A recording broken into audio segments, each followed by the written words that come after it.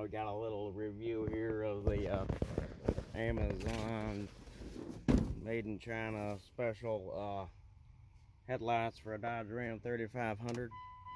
Check out when you got the lights. You got that image right there. And check this out when you got the turn signal on. You got a little zinger there. That's pretty cool. Don't talk about this wiring job. I didn't do it. That's how it was. So, you know, with one more wire stripped right there. It's not how I would have done it. Yeah, I'm not going to leave it that way. I'm probably just going to fix it. But anyways, it's pretty cool.